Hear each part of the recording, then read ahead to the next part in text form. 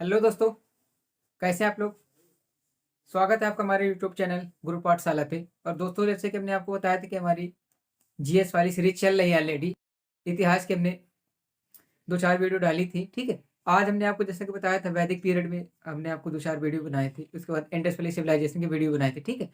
आज जो हमारा टॉपिक है आज का वो महाजनपद काल का है, ठीक है। जैसे कि हमने आपको बताया था कि हमने आपको कनेक्टिविटी बताई थी पढ़ने की, कि जैसे हमने आपको प्रागैतिहासिक काल पढ़ा, उसके बाद सिंधु घाटी सभ्यता, वैदिक काल, ठीक है। तो क्या होता है कि उत्तर वैदिक काल में, लेटर वैदिक पीरियड में आते आते लोहे की खोज हो जाती है। तो वहां से क्या होता है कि लोगों को सामाजिक जीवन, आर्थिक जीवन और राजनीतिक जीवन का क्या होता है, विस्तार होता है, ठीक है। तो वहां से क्या स्टार्ट होता है, महाजनपद, ठीक है। क्योंकि इससे पहले ऋग वैदिक काल में क्या होता है, छोटे छोटे कबीले होते हैं, जन होते हैं, ठीक है। और जो छोटे छोटे संगठन होते हैं, सभा, समिति, विदत, इन सब का थोड़ा सा इंपॉर्टेंस ज्यादा रहता है। मगर जब लोगों के पास टैक्सेशन ज्यादा आने लगता है, ठीक है, एडिशनल चीजें सारी होने लगती है, तब वहां से उन छोटे छोटे कबीलों का जनपदों का क्या होता है, विस्तार होता है। तब फिर वहां से कॉन्सेप्ट आता है किसका, महाजनपद काल का, ठीक है। चलिए आज हम लोग बात करते हैं महाजनपद के बारे में। देखिए यहाँ पे लिखा है 6ठी शताब्दी बीसी में आर्थिक विस्तार हुआ। कबीला क्या हो जाता है, कबीला, फिर उसके बाद जन बनता है, फिर जन से क्या होता है, जनपद, फिर इससे क्या होता है, महाजनपद, ठीक है। देखिए पहले क्या है, 6ठी शताब्दी बीसी में। अब देखिए यहाँ पे एक टर्म आया बीसी। बीसी का मतलब होता है बिफोर क्राइस्ट, ठीक है। देखिए ईसा मसीह के जन्म के पहले की तरह तारीख क्या कहलाती है, बीसी क्या कहलाती है, बीसी, ठीक है। इसे क्या बोलते हैं, बिफोर क्राइस्ट।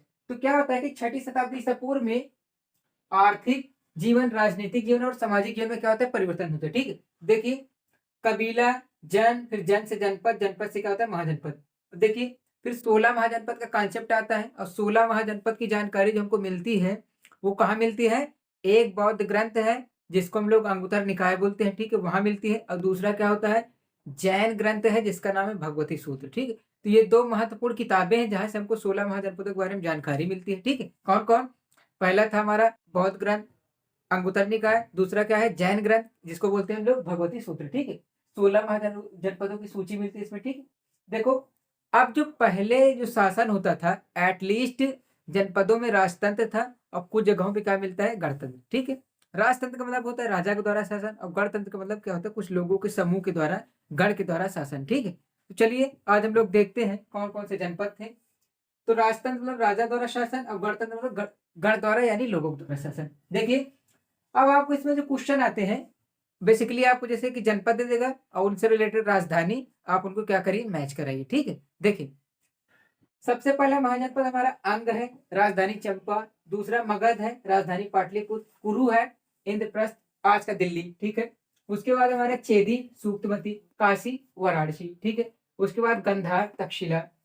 वत्स है, आज का कौशाम्बी यानी प्रयागराज वाला क्षेत्र, ठीक है। उसके बाद मल्ल है हमारा कुशीनगर, ठीक है। मत्स्य है ये विराटनगर। वज्जी आपका वैशाली बिहार, ठीक है। पांचाल आई छत्र, अवंती महिष्मती, कौशल श्रावस्ती, अश्मक पोतन, कंबोज राजापुर और सूरसेन मथुरा, ठीक है। एक बार फिर से रिकॉल करिए। देखिए हमने आपको बताया कि 6ठी शताब्दी ईसा पूर्व में क्या होता है कि धार्मिक चेंजेस होते हैं, राजनीतिक चेंजेस होते हैं और सामाजिक चेंजेस होते हैं। तब वहां से क्या होता है कि महाजनपद काल स्टार्ट होता है, ठीक है। और 16 महाजनपद के कॉन्सेप्ट हमारे इंडिया में, ठीक है। अब 16 महाजनपद जो है हमारा, उसकी जानकारी हमको दो किताब से मिलती है। पहली किताब हमारी बौद्ध ग्रंथ जिसको हमने कहा भगवती अंगुत्तर निकाय। दूसरी किताब का नाम है भगवती सूत्र, ठीक है। ये क्या है, जैन ग्रंथ है। और पहला वाला क्या है, बौद्ध ग्रंथ, ठीक है। अब देखो पहले जो ये महाजनपद थे, सब में एटलीस्ट किस प्रकार का शासन था, राजतंत्र था, ठीक है, मतलब राजा द्वारा शासन किया जाता था। अब कुछ जगहों पे क्या मिला हमको देखने के लिए, मिला है गणतंत्र। अब वो कहाँ मिला है, नोट बना के आप लिख सकते हैं यहाँ पे, गणतंत्र,